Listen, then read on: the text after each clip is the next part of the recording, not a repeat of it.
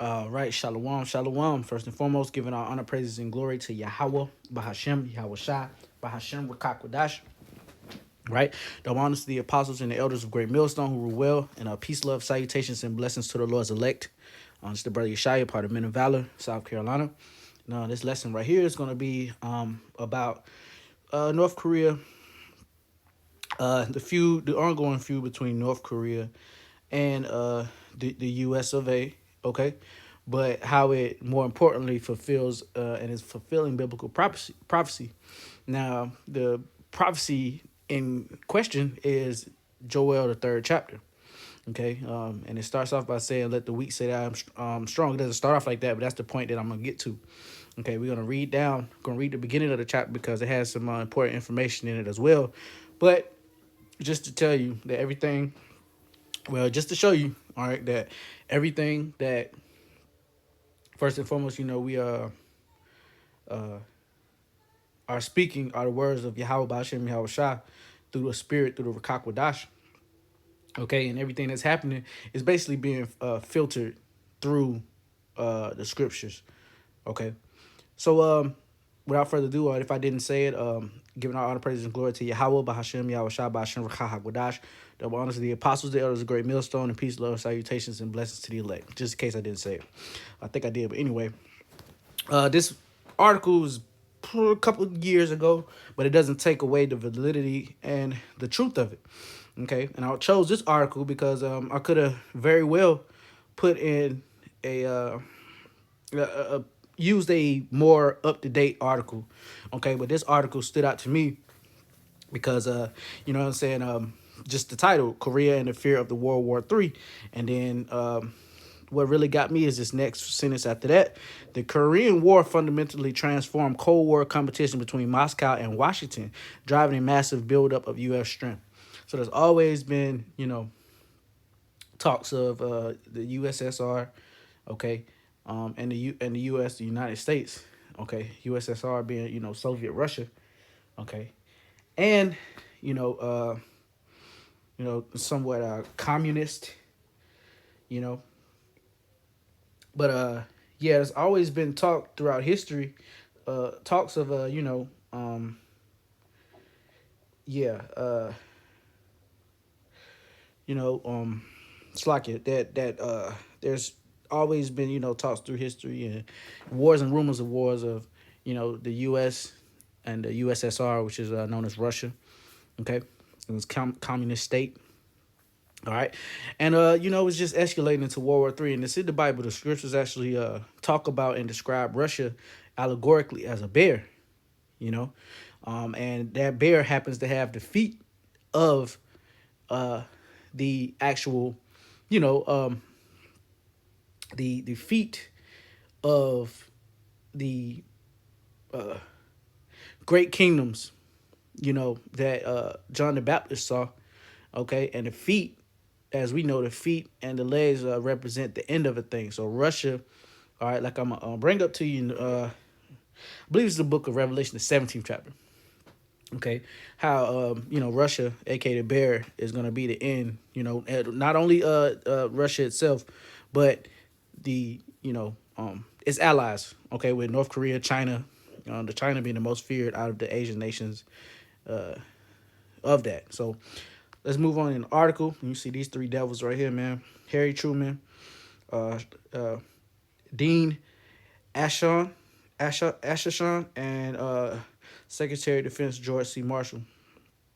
Okay, this them, being wicked. Okay, being the wicked.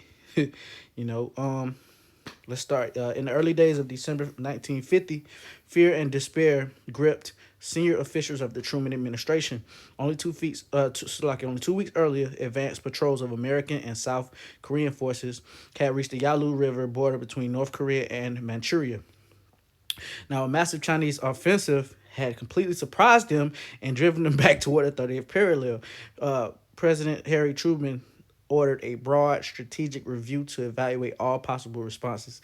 Now, they didn't want to go to war, right then with China, okay, and its allies, because first and foremost, they're not prepared. Well, first and foremost, it's not the time, okay? Scriptures say, though it tarry, wait for it, it should not tarry. And we're in those times where it's not tarrying anymore. Okay, so so like you, yeah. It's first and foremost, it's the Lord's time. Okay, whenever it's time, for the Lord to gather all those troops into the Valley of Armageddon. Okay, the Valley of Armageddon. You know, uh, you know, Harma is troops or armies, and Gad. No, Gad is troop. Okay, um, Harma. Okay, is a mountain. Gad is troop, so the mountain of troops, and Juan at the end makes it you know plural. Okay, Harma, God Juan. Okay, so valid mountain of troops. You know, verse 3. By December 3rd, national security leaders had agreed on policy goals. The United States would abandon its objective of unifying Korea and holding elections under United Nations auspices. Washington and its allies would continue fighting in Korea. They would avoid a general war with China and its Soviet sponsors. So there you go. Talks of Russia and China have always been in the mixed. Okay, but now they're really seeing it, and the press doesn't really tell you everything that's going on. Okay, these devils not gonna tell you you sheeple, the masses of the people, everything that's going on. But through the spirit and power of the Lord, we know what's going on, man. Through the scriptures. Uh, and their basic goal will be to negotiate a ceasefire around the 38th parallel after improving their military position. Underlying this concept were two fundamental principles. General Douglas MacArthur, the commander of UN forces in Korea, would have to fight without any large addition of troops, and U.S. defense resources would have to be expanded for the top priority of defending Europe. Okay, the Truman administration has strengthened its commitment to these policy goals by December 8th, led by the President, Secretary of State Dean Ashton, and Secretary of Defense George C. Marshall. The U.S. had rejected the demands of a high-level British delegation for an immediate ceasefire and major concessions to the new Chinese Communist government. So, hey, China is ready for this thing, man. Russia, okay, and these smaller countries that have that bigger backing by the bigger countries, i.e. North Korea, which is backed by China, and China is backed by Russia. Hey, that's like you got a badass big brother on the block, and somebody's been bullying you for the longest, or you got a cousin that comes into town, so to say, and before you were by yourself getting bullied, which represents the smaller nations, but then that bigger cousin, those bigger cousins come, okay, and they got your back, i.e. China and Russia, so hey, and they're gonna wreak havoc, man. They're gonna destroy, have a big hand in destroying America, man. Okay, with those thermonuclear missiles and also the chariots of the chariots of the Lord. Okay, upon the Lord's return.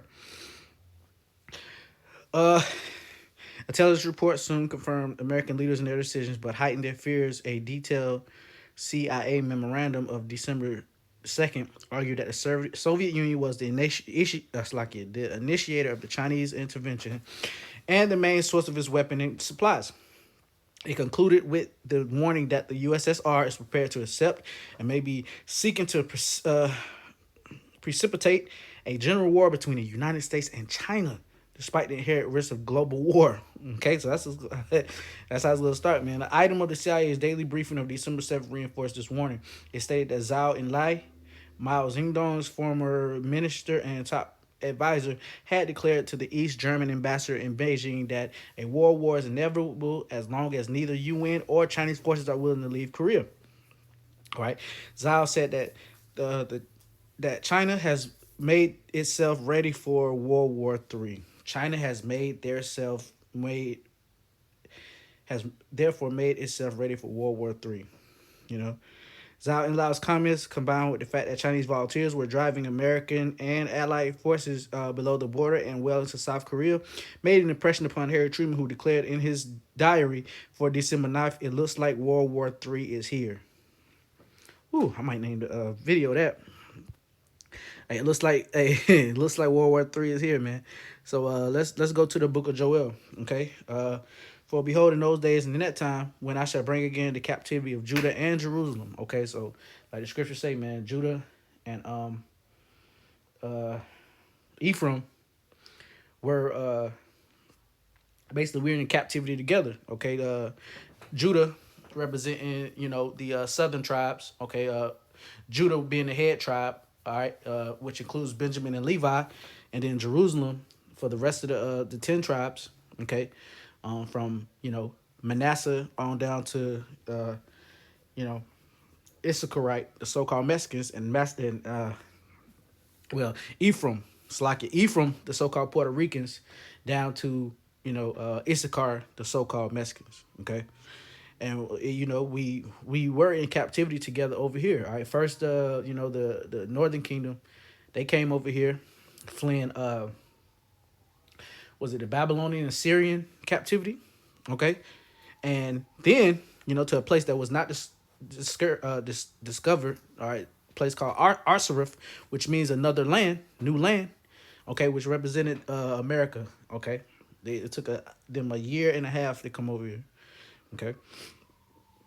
I will also gather all nations and bring them down to the valley of Yehoshaphat or Jehoshaphat, and will plead with them there for my people and for my heritage Israel, whom they have scattered among the nations and parted my land. So his judgment coming to these nations, and the Lord is really building up. Okay, all of these nations to congregate and get together for their destruction in the Middle East, man. The valley of Yehoshaphat. Okay. Which is over there in the Mediterranean Sea, pretty much. All right, over in that area, and they have cast lots for my people and given a boy for an harlot and sold a girl for wine that they may drink. Yea, and what have ye to do with me, O Tyre and Zidon, and all the coast of Palestine? And will ye render me a recompense? And if you recompense me swiftly and speedily, will I return your recompense upon your head, because you have taken my silver and my gold, and have carried it into temples, my goodly pleasures things. The children also of Judah and the children of Jerusalem have sold unto the Grecians, that ye may remove them far from their border. Now, the Grecians, okay, that wasn't the start of the slave trade, but the modern day Grecians are Esau, man. Okay, so yeah, the children of Israel were sold into the white man, the aka the Edomites. Okay, the Grecians right here as it's described.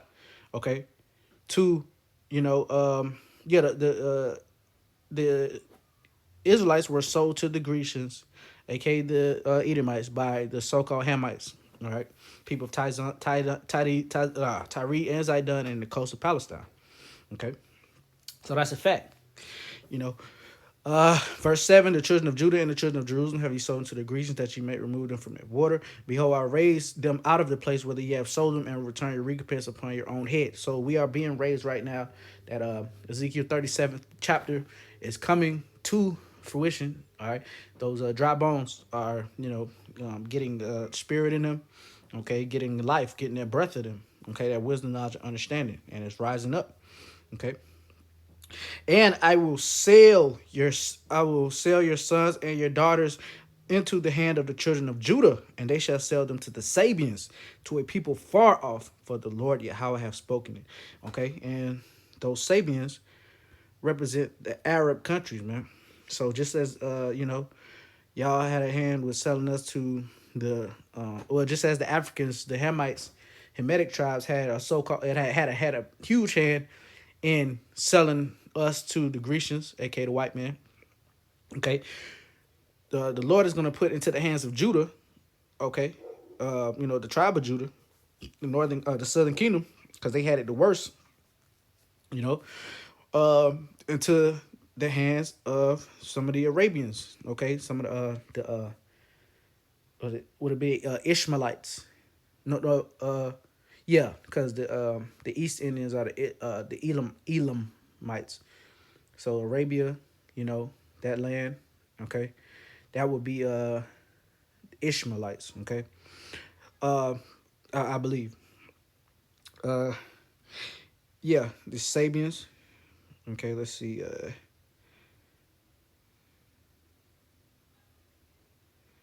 Yeah, let's look up Sabians. All right.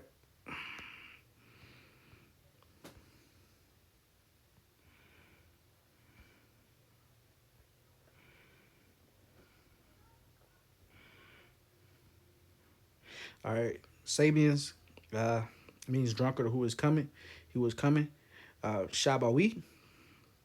All right, and if you read down right here in the Strong 76, right here in the lexicon. All right, it says a nation and region of Arabia, Felix, rich in frankincense, spices, gold, and gems. Okay, so there you go. All right, so gonna have you know, a communication between certain of those Arabs countries. Okay, well the Arab nations, known as the Sabians. All right, to you know get this slave trade going. Okay, so let me go down to the point. It says World Wars coming. It says this is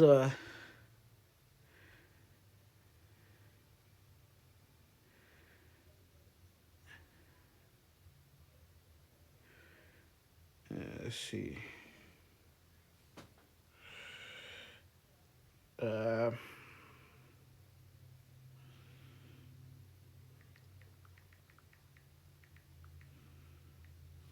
yeah, this is Joel 3 and 9. Prepare ye among the Gentiles, prepare war. Wake up the mighty men, let all the men of war draw near, let them come up. Beat your plowshares into swords and your pruning hooks into spears. Let the weak say, I am strong. This is being broken down. They're taking resources and finances from agriculture and other things like that and putting it into their military might. Okay, they're building a different type of missiles and ultimately thermonuclear missiles. All right, ICBMs, intercontinental ballistic missiles. So yeah, that's it on that. So like I stayed on that a little bit longer than I was supposed to. I'm gonna go to book Isaiah chapter 13. Okay, the burden of Babylon, which Isaiah the son of Amos did see. Lift you up a banner upon the high mountain, exalt the voice unto them, shake the hand, that they may go into the gates of the nobles. Okay, so that's what we're doing with this stuff is going into the gates of the nobles. They're reporting back to their higher ups, and it's getting to the top of the totem pole, man. All right, it's getting to who it needs to get to, man. You know, the so-called nobles. Okay, I've commanded my sanctified ones, all right, the angels. I have called also my mighty ones for my anger, even them that rejoice in my highness. So that's talking about the angels right there. The noise of a multitude in the mountains, like as of a great people, a tumultuous noise of the kingdoms of nations gathered together. The Lord Yahweh Bashem Yahushua have host of hosts, Musarif, the host of the battle. So he is, playing, being the master strategic chess player that he is. He's getting these nations to Slocky, getting these nations, to bicker and to, what's the word, basically they're arguing back and forth and tensions are rising. Okay, and which is going to ultimately, culminate and peak at World War III and Yahushua's return. Okay, uh, yep. The noise of a multitude in the mountains, like as of a great people, a tumultuous noise of the kings of nations gathered together. The Lord of hosts, mustereth the host of the battle. They come from a far country, from the end of heaven, even the Lord, and the weapons of his enemy nation to destroy the whole land. So that's what's gonna happen, man. Hey, the Lord's gonna have these thermonuclear missiles, from the opposite end of the earth, because we're all the way on the western side of the earth, and that the part over there where our homeland is in Asia, and where the Medes territory is, which is known as Russia, that's over there in the eastern part of the world. Okay, thousands of miles. So that's why the Lord made this technology for them to destroy themselves with. You know, uh, and they shall be afraid. Yeah. Yeah, how ye, for the day of the Lord is at hand. It shall come as a destruction from the Almighty. Okay, so, hey, this destruction, this thermonuclear missile destruction, and destructions from the chariots is gonna be terrible, man. It's gonna be something that has never been seen. A time like never before. Like the book of Daniel states, Daniel the 12th chapter. Okay, uh. Yep. It says, "Behold, I will stir up the Medes against them." I'm skipping down to 17. Behold, I will stir up the Medes against them. which shall not regard silver, and for gold they shall not delight in it. So that landmass, known as the Medes, where the Medes dwelt at is the landmass known as Russia. Okay. So yeah, let's move on to the book of Revelation, chapter 17 and verse 16. And the 10 horns that thou sawest upon the beast, they shall hate the whore. Okay, and the whore represents America. The beast, represents the NATO EU nations, and shall make her desolate and naked, and shall eat her flesh and burn her with fire. So, okay, we know Russia is not part of the NATO. Okay, we know that. They're not a part of NATO and EU, but all of these other nations that are going to turn their back on America. Okay, he even said that your mother shall be sore confounded, which the mother of America is Great Britain, one of those three kings that had to be conquered to acquire America. Okay, you had the battle with the Spaniards, you had the battle with the French, and then you had the battle with Great Britain. Okay, um, you know, England to you know claim this landmass, but they still run it on the low. But anyway, so yeah, um, let's go to the book of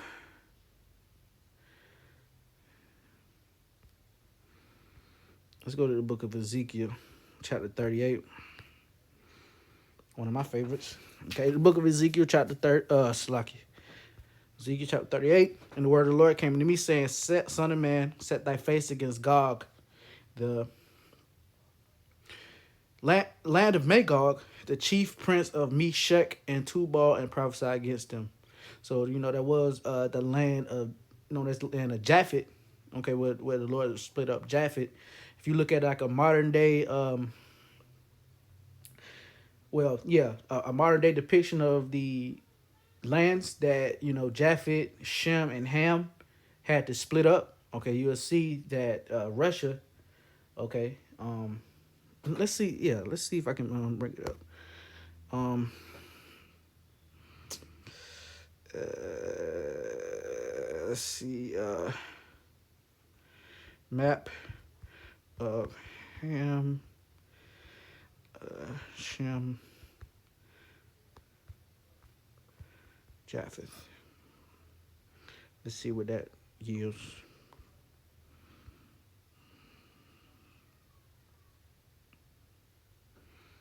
Yeah.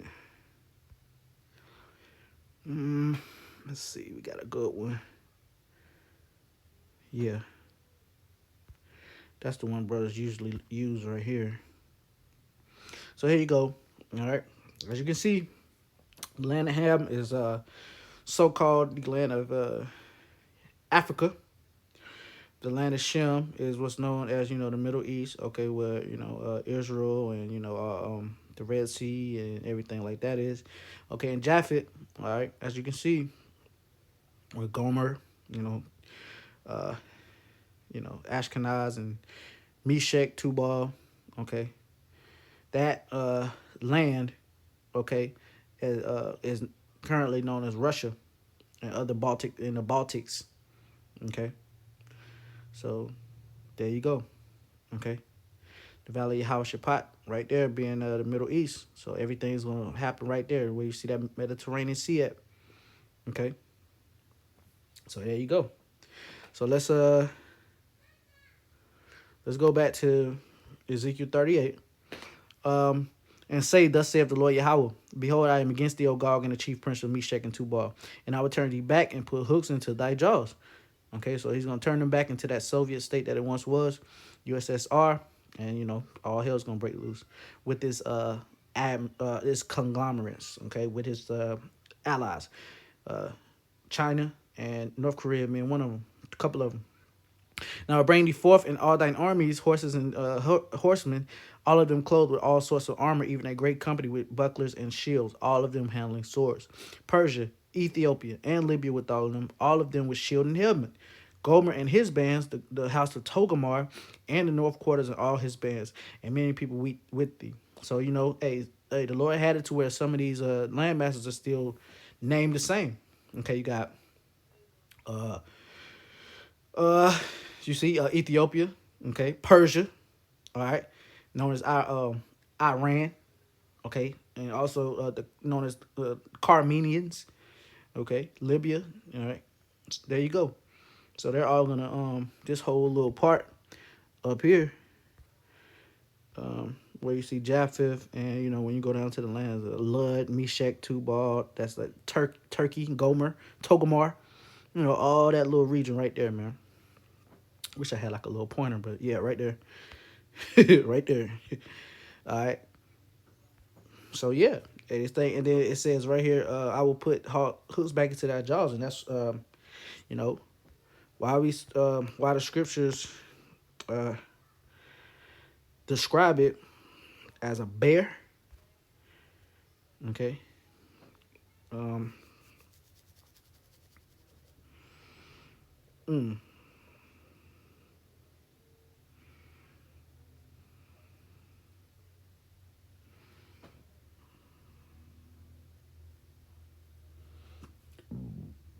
it's like it.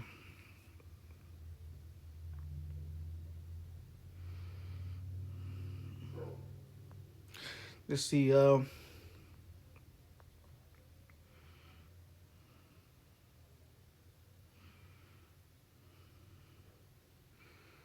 I forgot where to go. Yeah, yeah, okay. Here it is right here. And I stood upon the sand of the sea and saw a beast rise up out of the sea, having 7 heads and 10 horns, and upon his horns 10 crowns, and upon his heads the name of blasphemy. So that goes into, the major empires. Okay.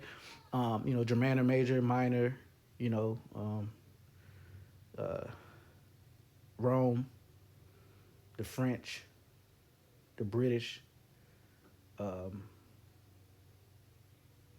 France. Well, I already say France. Yeah, it just goes and it's a couple more. So and then ultimately they all evolved into the NATO. What we know is the NATO and EU now, but it's simplified it and it's gonna get into the stages of the beast. And like I said, okay, before, the end is always the feet is always the end of a thing. Okay, and the beast which I saw like unto a leopard, and his feet were as the feet of a bear, and the mouth as the mouth of a lion. Talk about the Roman Empire. And the dragon gave him his power. Okay, the Roman Empire of old. Okay, and his seat and great authority. Okay, so this basically is the Roman Empire regenerated. Okay, that beast with that deadly head wound, and I saw one of his heads as he was wounded to death, and his deadly wound was healed, and all the world wondered after the beast. So this is the the Roman Empire coming back through the spirit to run the world like it once did. Okay, so I think I got one more. This is the book of Revelation, chapter 16.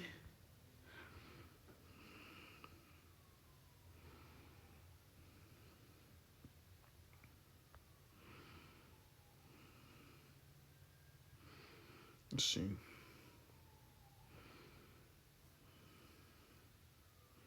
Yeah, here it is right here, Revelation 16:16. And he gathered them together in a place called in the Hebrew tongue Armageddon, okay, or Armageddon, but the Hebrew word is Har Magadwan, which Harma is like I said, mounts or mountains, okay. Gad, Harma Gad one, God one, all right. Gad is troops, and then that Wam at the end makes it plural, so mountain of troops. Right, that's what the Middle East is going to be known as. Okay, right around that Mediterranean Sea area. Okay, and the seventh uh angel,